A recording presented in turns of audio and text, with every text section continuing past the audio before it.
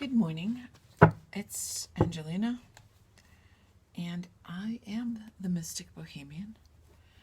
And here's some very exciting news. I have a fan. Who the hell knew I had a fan? And said fan left me a comment after one of my videos and asked if I would do an introduction to tarot so they could better understand how I do what I do. And while I will give my introduction, I'm not so sure you will understand any better how I do what I do, because after 52 years, I'm still not positive how I do what I do. I think the technical aspect of it is that I access a part of my brain that most humans don't. It's not that they can't, it's just that they haven't. And I use many things to help me relay the data that comes through. Cards are just one of them, and the tarot are a very ancient method of divination. Not as old as some, but they have a well-respected history. One of the things that has bothered me most about the tarot deck since I started reading many years ago is that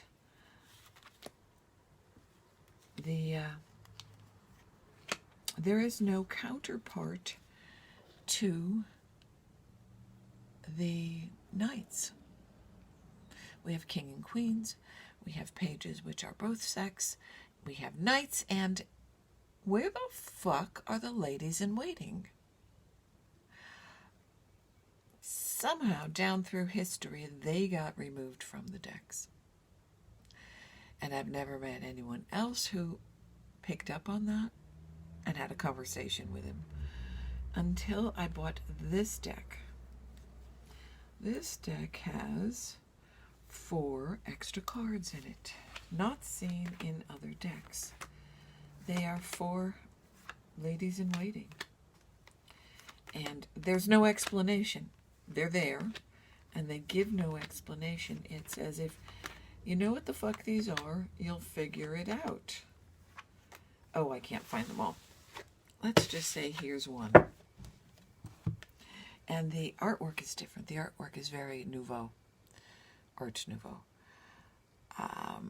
So I have taken the 4 images on the 4 cards and designated them for different types of women. For me, this represents more earth sign women. Solid, practical. What they do is usually tangible and not like the airy-fairy ones. Not overcome with emotion.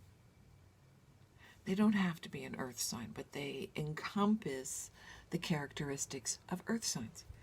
And I just made that the fuck up, because there's no data in the book, and no other deck that I've run across has them. I have seen decks where they refer to the knights as feminine, such as this Legends deck. It's a really beautiful deck, and it's a nice size if you're just learning how to shuffle. But not another deck until this that showed the women. And my point in starting with that is, these are tools. For me, they help focus the brain and all of its activity on something so that my mind, the immortal part of me, can channel the data through. That's all they are. People spend a great deal of time creating these decks, and some of them are so beautiful. This is the Green Witch deck. Very fond of it. And it's magnificent. It's very earthy. It's very solid. This is the Enchanted Tarot deck. and it truly is enchanted. The intricacy of the imagery is astounding.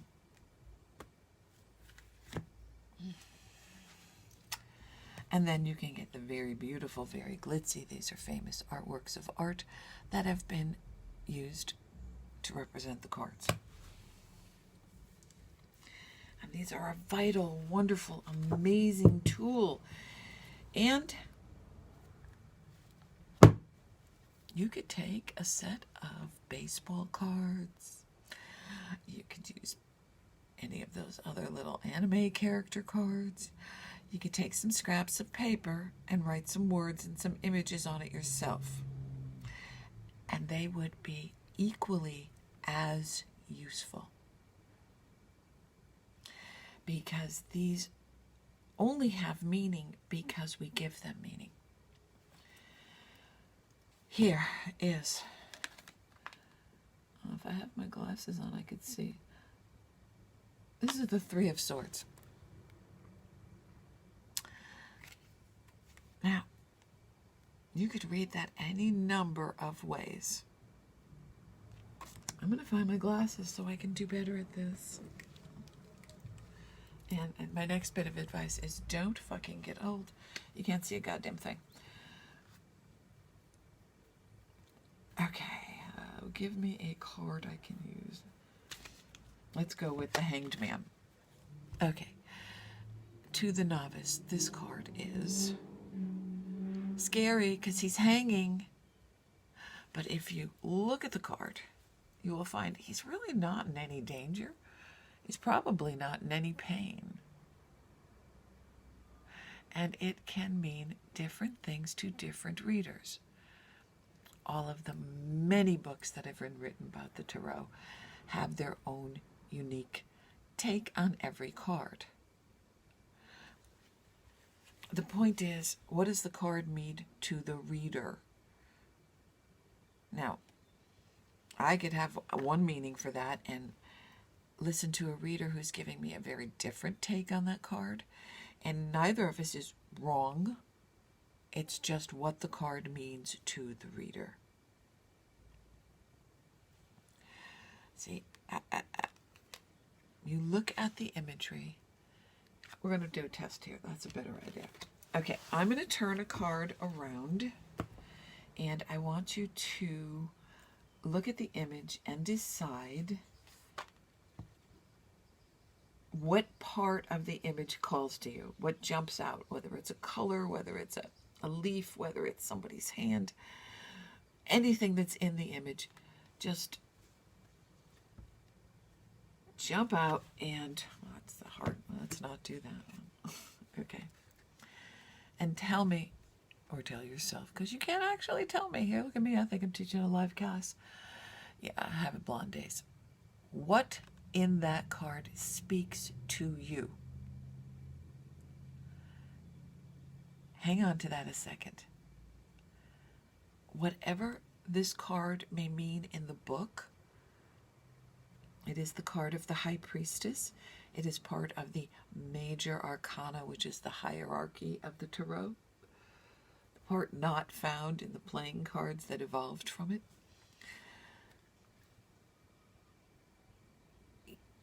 The thing that catches your eye is what is important in that particular moment, in that particular reading. There are readings where the priestess comes up and I say, oh, fuck. And there are readings when I pick it up and I go, this is going to be a fun mystery. What does she know? Is she whispering in your ear? What information is she divulging?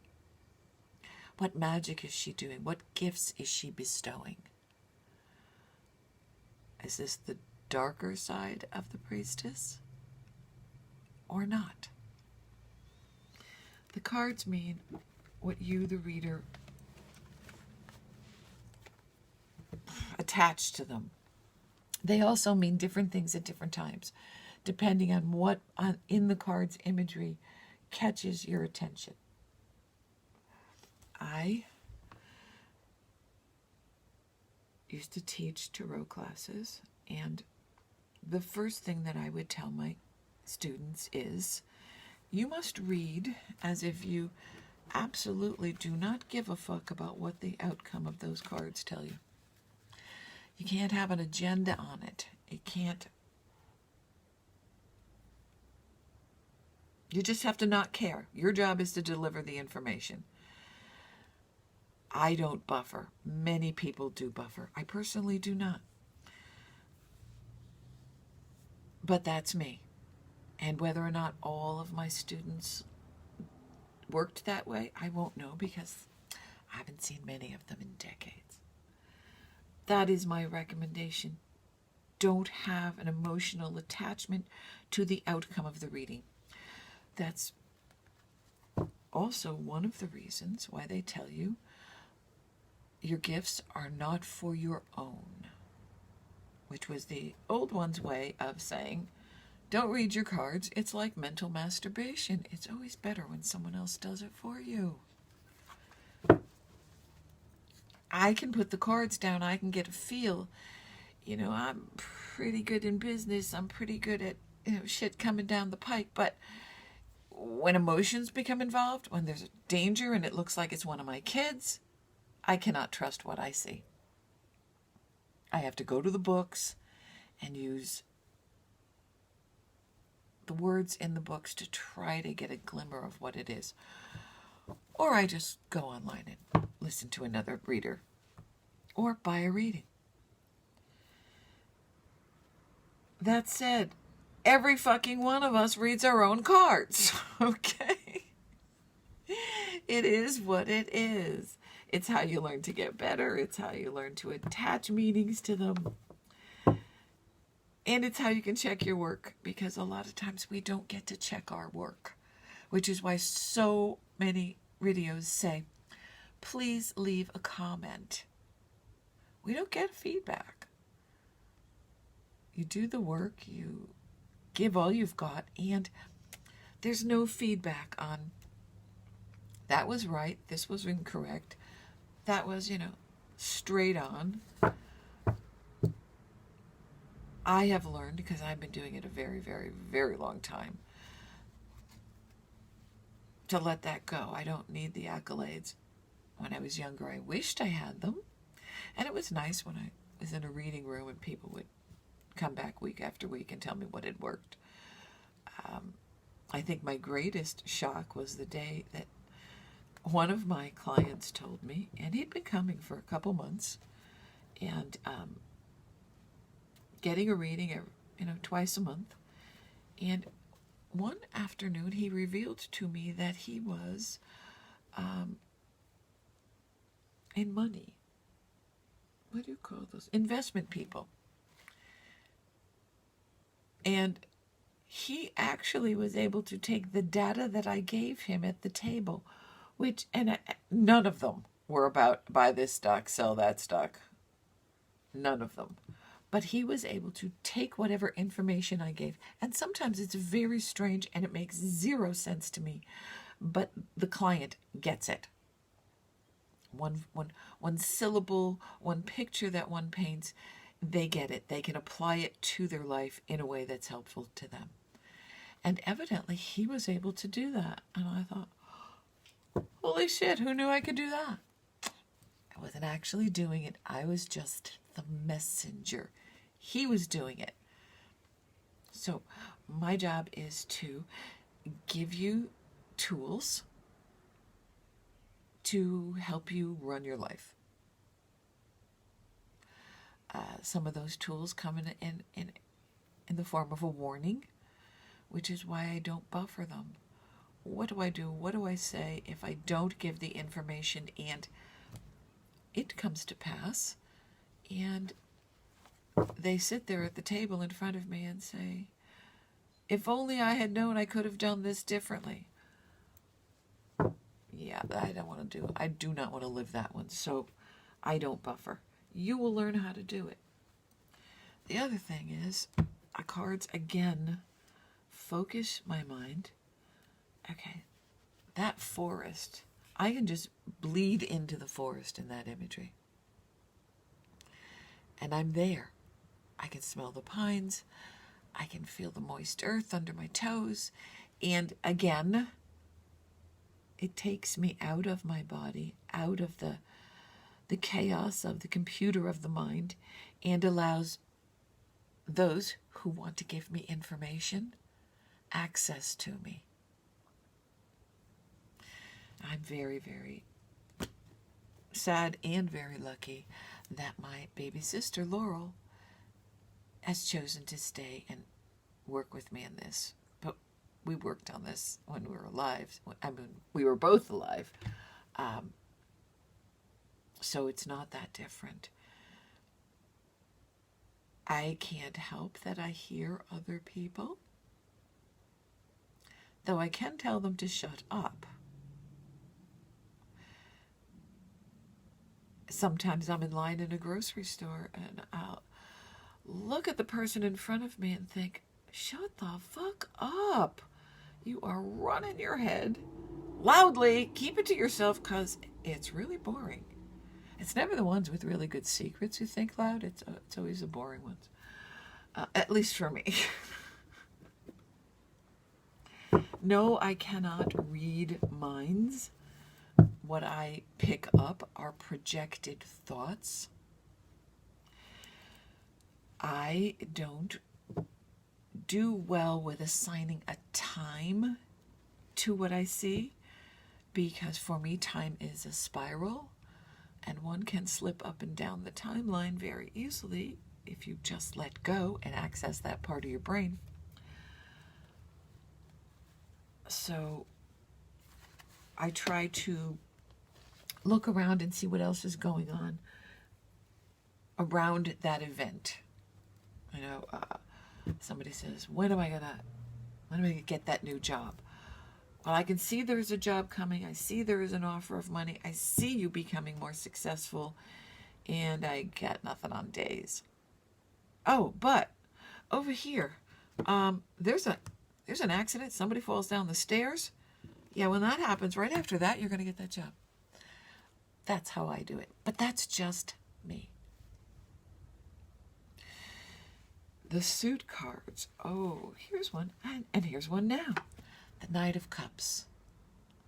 Okay. People attach zodiac signs to them. Very specific signs. And in a reading, if I feel that the person I'm reading this as has a specific sign, I will offer that. But I don't think that every Knight of Cups is a Pisces, Cancer, or Scorpio. And I don't know what sign other people assign to this, but I don't do that. I know that many, many readers go, I've got Cancer, I've got Gemini here. Oh, look at that, there's Sag, and I don't really understand that. I don't do it. I also do not assign a particular sign with a particular card every fucking time. This is the Devil card. Okay, to me, it can represent many things, from absolute evil person to some really fucking hot sex. Never have I ever associated it in my readings as Capricorn. And I'm pretty sure Capricorns would fucking like everybody to stop saying, oh, Capricorn, here's your card. Capricorns are not the devil. In fact, very few Capricorns I've ever known would fit that card.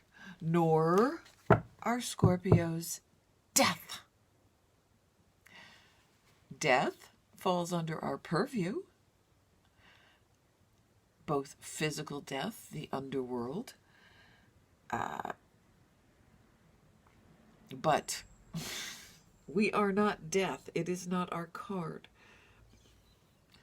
Transformation, rising from the ashes, the lizard to the phoenix. There are so many aspects of Scorpio, or that fall under the sign of Scorpio. Death is only one of the things that fall under our sign. We are not the death card. The death card is not us, okay? You know, Toys R Us, death is not us. Now, that said, we can cause your death if you irritate the shit out of us enough.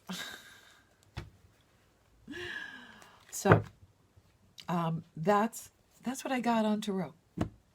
If you want to learn, go to a shop that has the decks. If you can, now where it's a little bit tricky, go someplace online where you can look at the images, and when you find one that speaks to you, get it.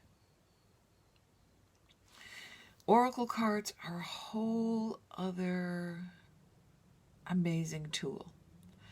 Many gifted, talented people have created phenomenal oracle decks.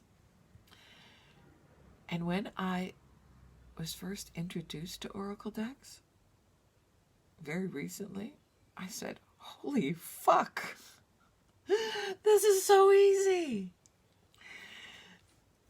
The oracle decks do so much of the work for you. I mean, that just tells me volumes that I didn't have to stop, get my personality aside, reach out, and look around for the data. It's all there in the cards. It's the difference between driving a standard transmission and an automatic transmission. The oracles are the automatic transmission. So much of it is just, and that double entendre is implied. In an automatic, you have to go through the gears one at a time, and that's what it's like reading just straight tarot. You have to go through the gears, you know, unless you're lucky to have a group talking to you and feeding you data. That's good too. But this is just whoop, put in drive and you're going along, and the shit just happens all by itself. It shifts gears, it downshifts, it does it all by itself. So these are like, you know, an automatic transmission. And each one is different. Each one offers different flavors. You will find what works for you and what doesn't. And that, I hope, fan, is of some help to you if you want to learn. I don't know any way to teach except to have the student in front of me. But I know that there are some really good readers out there who do teach it, so perhaps you might check them out. Okay? I'm good. We're gone.